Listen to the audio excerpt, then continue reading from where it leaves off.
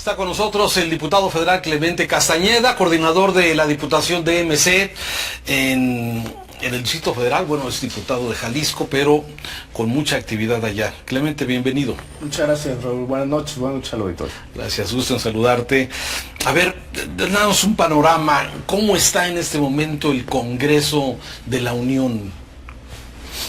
El Congreso de la Unión siempre es complicado, ahora mucho más cuando se avecinan los tiempos electorales. Que ya están. Ya están los tiempos electorales, quien diga lo contrario miente, ¿no? Porque la agenda electoral importa mucho en el caso del Congreso y en muchas otras instituciones públicas del país.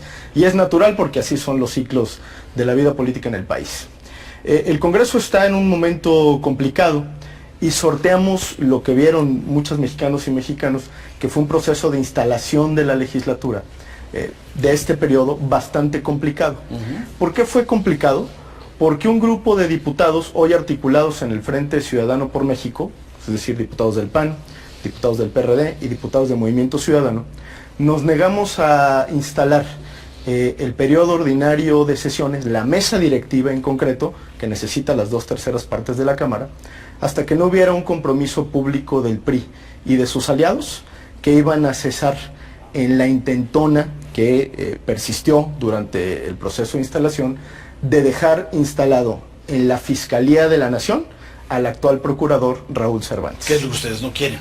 No queremos nosotros, ni diría muchos mexicanos que aspiran a tener pues una fiscalía que funcione, efectiva y que combata la corrupción. Lo que nosotros veíamos en ese intento de parte del PRI pues era dejar sembrado al fiscal carnal, como se le 9 años más en redes sociales, 9 años más, para cuidarle las espaldas al gobierno saliente.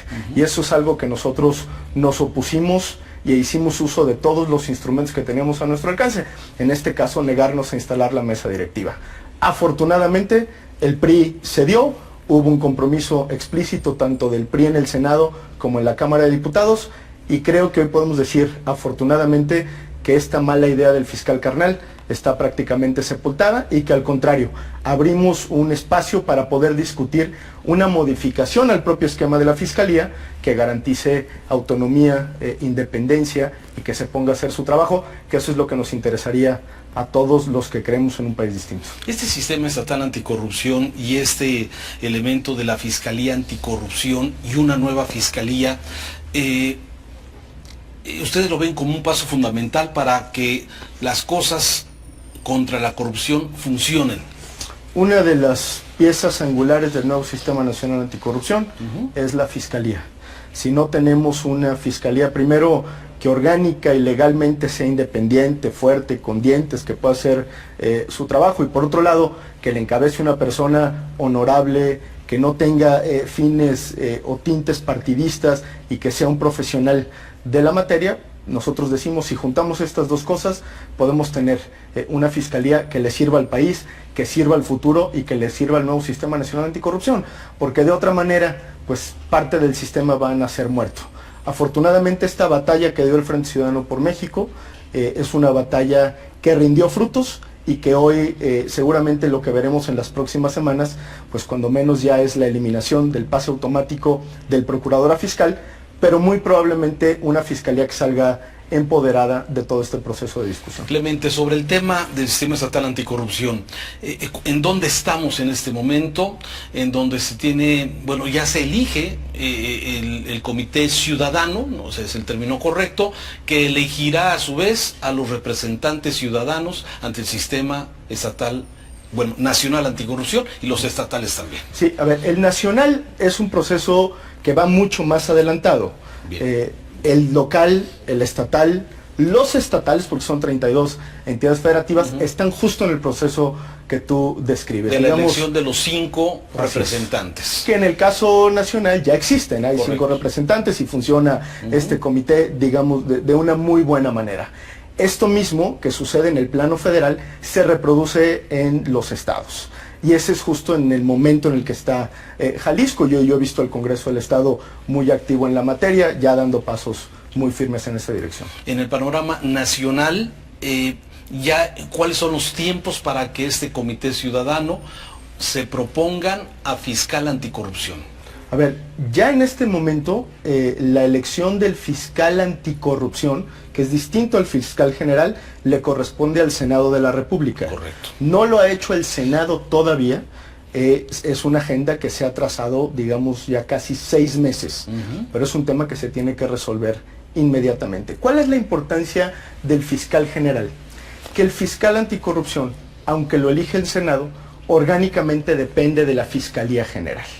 Por eso la importancia de que el fiscal general también tenga autonomía, también tenga independencia y también sea una persona honorable que le dé funcionamiento al grueso del sistema. Esa es la complicación en el plano federal y supongo que en el plano local la discusión será en los mismos términos. Bien, Clemente. Sobre el tema estatal del Sistema Nacional Anticorrupción, ahí estamos. Ahí está, con algunas cosas pendientes como la ley de archivos, por ejemplo, que estará por discutirse en la Cámara, pero digamos, se va completando el engranaje general en el plano federal.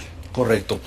Llegó ya la propuesta que hace el gobierno federal para el presupuesto 2018. En eso estábamos cuando vienen los sismos. Así es. Como tú sabes, hay una fecha límite para aprobar el presupuesto del país, es mediados de noviembre, donde el Congreso ya tuvo que haber avanzado y aprobado tanto ley de ingresos como presupuesto de egresos. Y justo estamos por discutir el próximo jueves, en esta misma semana, con el secretario de Hacienda, un primer esbozo del presupuesto. Comparecerá ante el Pleno de la Cámara de Diputados. Se espera una comparecencia bastante larga, quizás 6 horas, donde el secretario tendrá que explicar pues estos criterios con los que manda la iniciativa tanto de ley de ingresos como de presupuesto de egresos.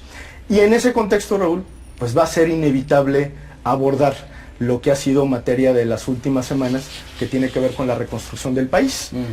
Los sismos y diría los fenómenos naturales en general que han ocurrido en las últimas semanas, meses en este país. Nos tupió. Sí, van a tener que marcar el nuevo presupuesto. Es decir, hay muchas más necesidades de las que ya había en el país y hay muchos recursos que tendrán que reorientarse para tratar de construir, esa es la propuesta del Frente Ciudadano por México, un Fondo Nacional de Reconstrucción, que además tenga supervisión de la sociedad civil, que vayan muchos fondos ahí, entre otros lo de los partidos políticos, que ahorita, si quieres, lo tocamos, y que pueda ser efectivo en materia de reconstrucción. ¿Por qué lo decimos en estos términos? Porque si algo ha demostrado el gobierno federal es que es poco claro en el manejo de sus recursos. Y sería muy lamentable para todos que en un momento, en una coyuntura nacional, de tragedia nacional, se pudieran estar utilizando recursos con fines electorales. Y esto es algo que hay que evitar a toda costa y es parte de lo que tiene concentrado ya la Cámara de Diputados. Bien, entonces la propuesta del Frente Ciudadano que ustedes forman con el PAN, con el PRD y MC, es crear un fondo de reconstrucción que esté contemplado en el mismo presupuesto del 2018. Es una ley, tendría que generarse una ley para darle cuerpo a este Fondo de Reconstrucción Nacional, en donde podrían ir, decimos nosotros de inicio, hasta 60,000 millones de pesos que pudieran servir para la reconstrucción, ya que habría que hacer una serie de ajustes muy importantes del propio presupuesto. Entre otros temas, tendría que abordarse lo de los partidos políticos, que nosotros hemos dicho como Movimiento Ciudadano, y no en esta coyuntura, sino desde hace cuando menos un par de años, en el sentido de que los partidos políticos deben de financiarse con los propios recursos de sus militantes, y lo dijimos en la campaña del 2015, ahí están los testimonios, ni un peso a los partidos políticos. Fue una de las 5 propuestas para México que nosotros hicimos en la campaña del 2015, que presentamos formalmente en la Cámara de Diputados desde el año pasado, y que afortunadamente, lástima que sea en este contexto, hoy se está discutiendo, digamos, con mucha pasión, pero al mismo tiempo con mucha firmeza de parte de los actores políticos. Hemos dicho nosotros, si eliminamos el presupuesto de los partidos políticos, bajamos los topes a los gastos de campaña, que son onerosos, fortalecemos el esquema de fiscalización del Instituto Nacional Electoral y le damos transparencia a los recursos públicos, podemos mejorar muchísimo la manera en la que se hace política en este país. No podemos seguir con el tema de que el dinero sea el factor decisivo de las campañas electorales. Eso es un absurdo y es un contrasentido.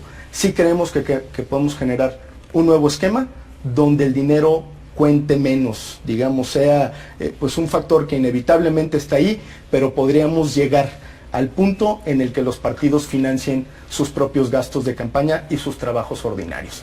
Esa es la propuesta del Frente Ciudadano por México. A ver, esa propuesta, dices, tiene un par de años que ustedes la hicieron, ¿sí? Porque ahora resulta que todos dicen que siempre han propuesto esto. O sea, ustedes lo documentan, que así ha sido la propuesta. ¿Cómo se financiarían los partidos políticos?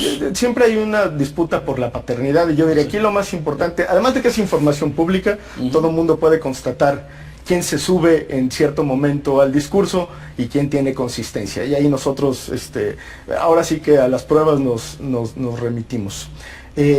Los partidos políticos tendrían que financiarse con las cuotas de sus militantes, de sus simpatizantes, las aportaciones de sus simpatizantes, y con los recursos que podrían obtener de sus representantes populares previamente establecidos y con transparencia. ¿Qué podría hacerse? Digamos, los diputados, los regidores, los funcionarios públicos emanados de Movimiento Ciudadano tendrían que destinar una parte de su sueldo para las actividades ordinarias de los partidos políticos, de nuestro partido político, con absoluta transparencia. Si a esto le sumamos, Raúl, que las campañas, en lugar de costar 100 pesos, costaran 10 pesos, pues ya no habría mucho en qué gastar en las campañas, de la mano de un férreo proceso de fiscalización que ya existe en el Instituto Nacional Electoral.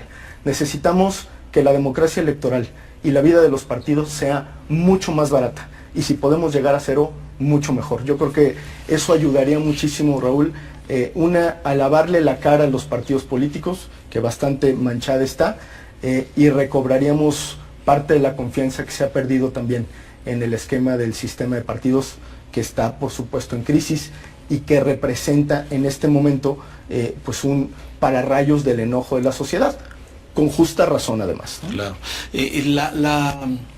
La idea, hay quienes dicen, hay riesgo de que los partidos políticos no reciban recursos públicos y se pueda meter y entrar dinero de intereses particulares o del narcotráfico, lavado de dinero. ¿Qué hay con esto?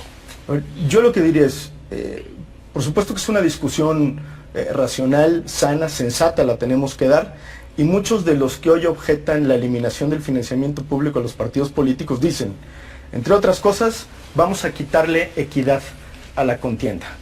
Podemos quitarle legalidad por la intromisión de dinero mal habido en las campañas o en los partidos. Yo respeto estos dos argumentos, pero digo, estos los tendríamos que estar discutiendo incluso sin cambiar el modelo de financiamiento. Las campañas ni son equitativas, ni están libres del dinero mal habido, y tenemos muchísimos ejemplos a lo largo y ancho del país de que esto sigue ocurriendo. Por eso es que nosotros decimos, esos argumentos, con todo lo respetables que pueden ser, no aplican para el modelo actual. El modelo actual está en crisis. Los partidos abusaron del financiamiento público, son sumamente onerosos, y en un momento de crisis nacional, que es un momento extraordinario, necesitamos tomar medidas radicales. Esa es una de ellas, Raúl. Es cierto que le tenemos que poner atención a esos dos temas, pero sí los podemos resolver. ¿Cómo? Con un esquema de fiscalización mucho más férreo. Porque además hay otra cosa. En este momento en nuestra legislación nacional y local, el rebase de los topes de campaña puede ser causa de nulidad de un proceso electoral. Si tenemos topes de campaña bajísimos, bueno, pues el dinero se va a notar cuando alguien rebase esos topes. Y ahí tenemos que exigirle no solo a la autoridad electoral, que yo creo que ha hecho bien su trabajo en esa parte, sino a los tribunales la observancia de la ley. Ese es el tema que tendríamos que estar discutiendo de cara al 2018, porque podríamos tener por primera vez unas elecciones realmente baratas y de mejor calidad.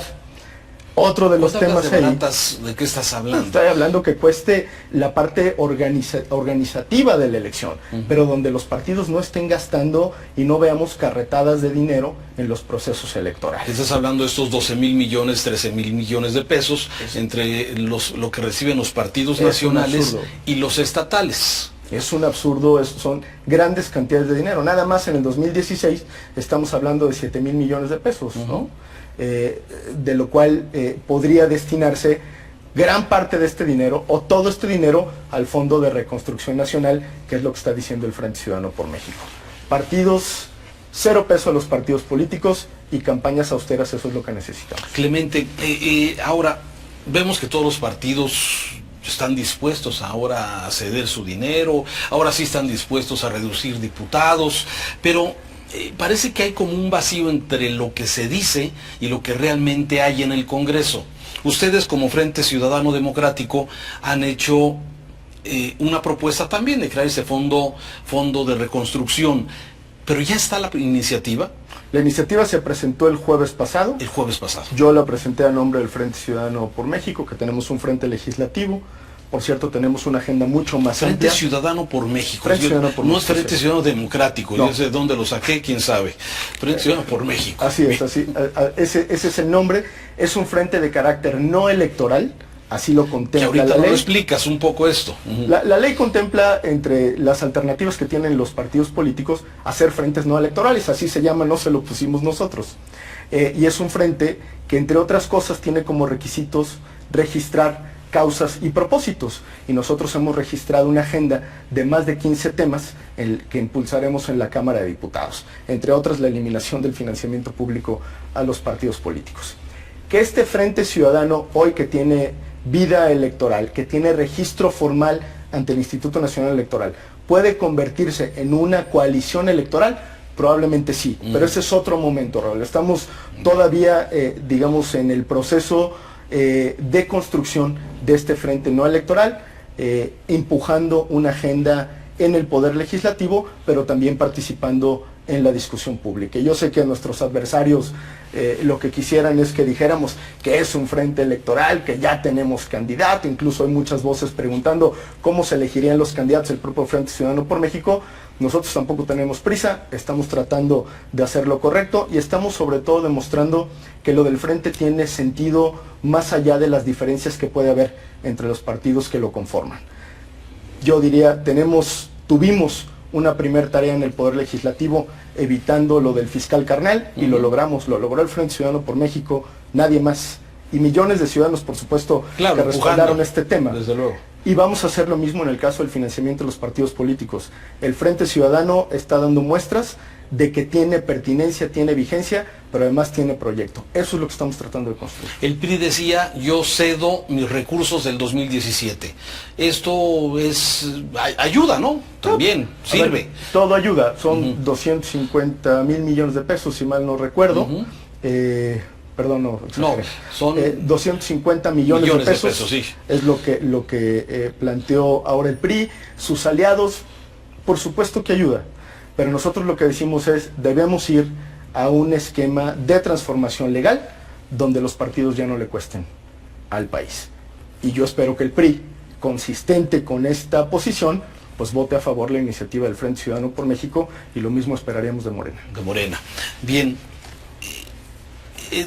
Se registra no como coalición política, ahora sí explícanos este tema, porque muchos dicen, a ver, primero son partidos que son antagónicos, PRD y PAN, fuertemente en esto, y bueno, sumado con Movimiento Ciudadano en esto.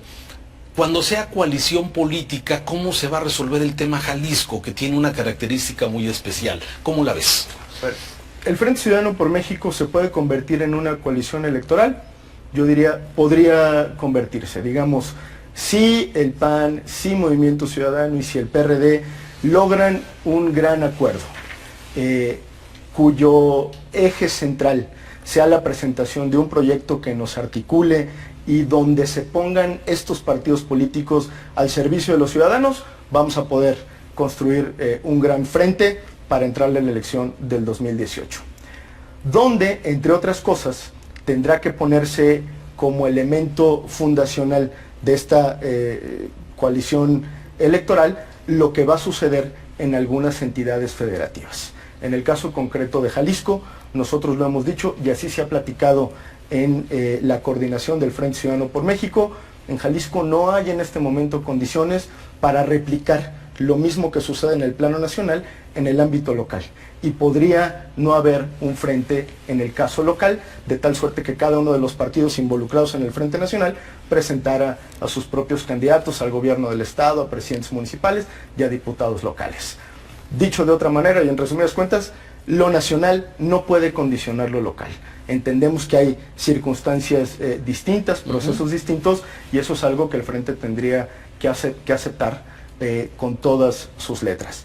Si en el transcurso de este proceso de construcción nacional cambian las condiciones en el ámbito local, bueno, se puede abrir esa discusión, que tendrá que ser una discusión abierta, transparente y escuchando a las distintas partes. Bien, lógicamente este Frente Ciudadano por México entra en el tema electoral nacional. La verdad es que, bueno, se veían en el escenario, se veían dos partidos fuertes, el PRI y Morena, y este frente de alguna forma los mete a la competencia electoral. Si eventualmente este frente se convirtiera en una coalición electoral, yo estoy seguro que entraría directamente a disputar el primer lugar de las preferencias electorales. Ya hay algunas encuestas que dan cuenta de esto, ¿no?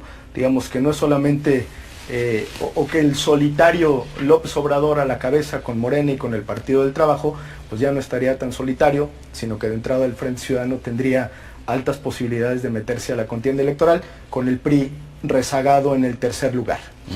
Va a depender mucho de lo que haga el Frente en este momento, es decir, cómo procese internamente estos acuerdos, que se hagan de cara a los ciudadanos y que de ahí pueda emerger pues una candidatura potente, ciudadana, que realmente pueda articular no solo a estos partidos, sino además a un gran sector de la población que está tratando de encontrar alternativas a lo que ya existe, ¿no?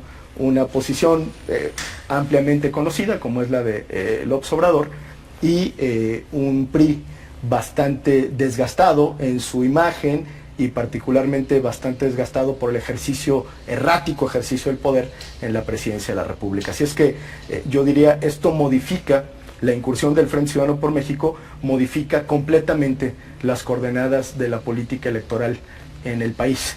Y es algo que nos da a nosotros mucho gusto, porque abre la posibilidad de entrar en un proceso de construcción muy amplio.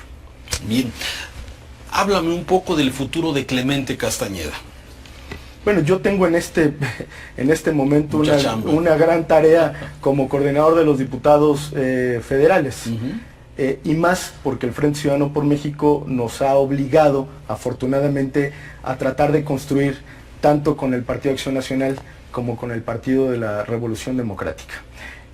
Esto ha puesto al grupo parlamentario Movimiento Ciudadano pues en un lugar en el que no estaba, porque hoy somos parte de un bloque mucho más amplio y eso implica, por supuesto, mayores responsabilidades. Entonces, estoy completamente dedicado a esa tarea, y más aún porque durante este proceso, este periodo de sesiones, se van a discutir cosas muy importantes, no solamente el presupuesto, sino seguramente la Ley de Seguridad Interior, que no es un asunto menor para el país y donde Movimiento Ciudadano también va a aportar a esta discusión. Es la iniciativa de Seguridad Interior. Seguridad Interior, así que es una iniciativa que ya viene arrastrándose desde hace algún tiempo, que nosotros decimos tal cual está planteada, pues es una iniciativa que lamentablemente formalizaría el estado de excepción, que es la presencia de las Fuerzas Armadas en la calle, ¿no? Que desde hace 10 años están haciendo funciones que le corresponden a los elementos de seguridad pública,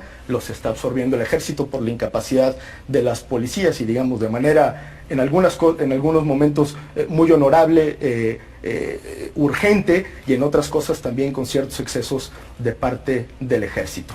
Si nosotros aprobamos una ley en estos términos, yo creo que estaríamos poniendo en grave riesgo a las instituciones civiles, metiéndolas a cuidar, pero la seguridad va de mal en peor. Por lo que los ciudadanos vemos, y incluso los datos oficiales. El problema, Raúl, es que la solución no es la militarización del país. Claro. Y yo ahí me inscribo, digamos, en los que piensan que lo que tendríamos que hacer es fortalecer las instituciones civiles de seguridad. Esa va a ser tarea de la Cámara de Diputados. Te doy el ejemplo para completar y para seguir en mi punto de lo concentrado que está el trabajo en la Cámara de Diputados. Paralelamente a la Ley de Seguridad Interior, está una minuta del Senado que crea el mando mixto policiaco. Aquella historia, aquella idea del presidente de la República de tener un mando único. La gendarmería famosa. Pasó por el Senado de la República en el periodo pasado y se convirtió en un mando mixto. Es decir, donde pudiera respetarse aquellas policías que tienen fortaleza institucional, que tienen condiciones, pericia, expertise, para fortalecer esas policías municipales y no concentrarlas en una policía única o en un mandato estatal. Esa minuta, digamos, esa nueva legislación que fortalece a las instituciones civiles de seguridad está atorada en la Cámara de Diputados y la vamos a discutir conjuntamente con la Ley de Seguridad Interior. Ahí tienes ya dos grandes batallas legislativas donde tenemos que cuidarlas muchísimo, y yo diría, habría una tercera para completar este eslabón entre la Ley de Seguridad Interior, el proceso de mando mixto policial, y diría, hay una agenda pendiente de derechos humanos que si en paralelo no discutimos en la Cámara, vamos a dejar trunco todo el esquema de justicia en el sentido amplio del término. Oye, así es que ahí está buena parte de la chamba. Y déjame, sobre este mismo tema, escucho yo a los jefes de las policías de la zona metropolitana, al fiscal general del estado de Jalisco y de muchos estados decir lo mismo, que el nuevo sistema de justicia penal es el responsable de este incremento de la inseguridad. Pero, ¿qué se va a hacer? ¿Hay alguna propuesta para mejorarla, para darle marcha atrás o para afinarla? ¿O qué hay ustedes que están ahí donde se genera...? Va a ser un proceso amplio porque hay cuando menos dos visiones aquí. Hay quien dice es culpa del nuevo sistema de justicia penal acusatorio, y hay quien dice es un proceso de implementación del modelo donde los responsables, particularmente los ministerios públicos, no han hecho la capacitación que les corresponde, ¿no?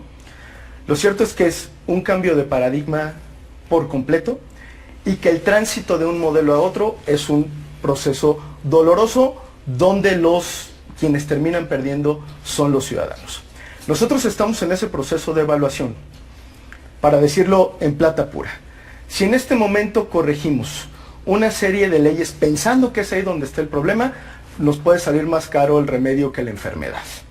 ¿Qué es lo que nosotros estamos insistiendo? Y esa va a ser parte de las comparecencias que vamos a tener también durante este periodo, decirle a la Procuraduría y a todas las instancias involucradas en el nuevo sistema de justicia penal, que nos digan dónde está su perspectiva del problema, dónde se está atorando el asunto, y si parte de lo que no ha funcionado tiene que ver con la capacitación de los funcionarios.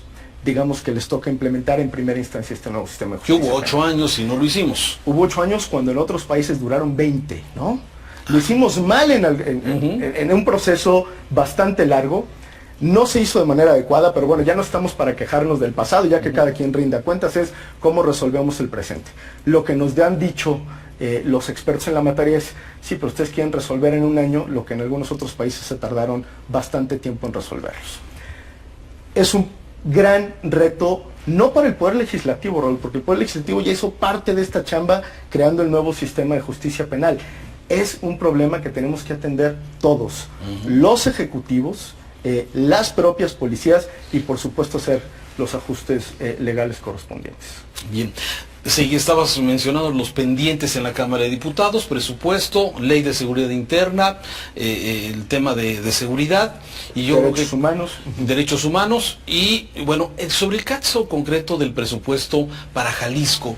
Hemos estado observando, se habla ya de recortes a muchos de los programas que recibirían recursos federales, como el Fondo Metropolitano, por ejemplo. Viene una partida también que ha llamado la atención a muchos, de más de 400 millones para la Comisión Federal de Electricidad, para el proyecto de geotermia en el Bosque de la Primavera, pero nadie lo conoce. Este proyecto en concreto, ¿cuál es la postura de los diputados?